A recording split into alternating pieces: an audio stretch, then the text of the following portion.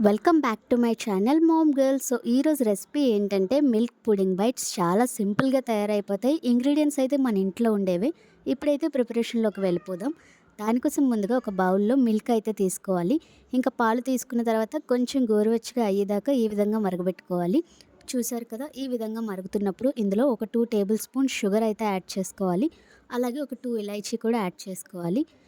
ఇప్పుడైతే బాగా ఈ విధంగా మిక్స్ చేసుకొని ఇంకొక బౌల్ అయితే తీసుకోవాలి. అందులో ఒక 3 టేబుల్ స్పూన్ కార్న్‌ఫ్లోర్, అలానే కొంచెం వాటర్ కూడా యాడ్ చేసుకోవాలి. చూస్తున్నారు కదా, ఈ విధంగా లంప్స్ ఏం లేకుండా బాగా మిక్స్ చేసుకోవాలి. ఈలోపు పాలైతే మరుగుతాయి కదా, ఆ మరుగుతున్న పాలలో ఈ మిశ్రమాన్ని కూడా యాడ్ చేసుకోవాలి. ఇప్పుడైతే కొంచెం మీడియం ఫ్లేమ్‌లో పెట్టి ఈ విధంగా కలుపుతూ ఉండాలి. టైం అయితే ఒక 10-15 మినిట్స్ అయితే పడుతుంది కానీ పాలొచ్చేసి అలా కొంచెం కొంచెంగా థిక్‌గా అయితే అవుతూ ఉంటాయి. చూసారు కదా, ఒక 5 మినిట్స్‌కి అయితే ఇలా థిక్‌నెస్ అయితే వచ్చింది.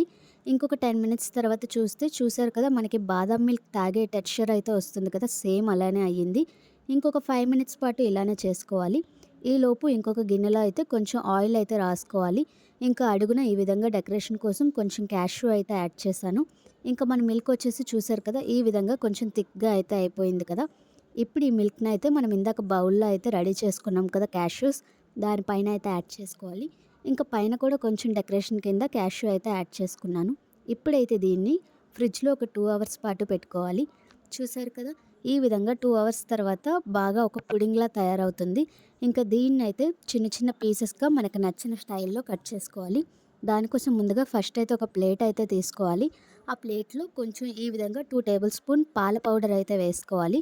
ఇప్పుడు వీడియోలో చూస్తున్నారు కదా, ఈ విధంగా మనకి నచ్చిన షేప్‌లో కట్ చేసుకొని ఆ పీసెస్‌ని వచ్చేసి ఈ విధంగా పాల పొడిలో అయితే యాడ్ చేసుకోవాలి. ఇంకా పైన కింద పాల పొడి కోటింగ్ చేసి ఇలా ఒక ప్లేట్‌లో డెకరేషన్ చేసుకోవడమే. అంతే అండి, సింపుల్‌గా మన మిల్క్ పుడింగ్ బైట్స్ అయితే రెడీ. వీడియో నచ్చితే సబ్స్క్రైబ్.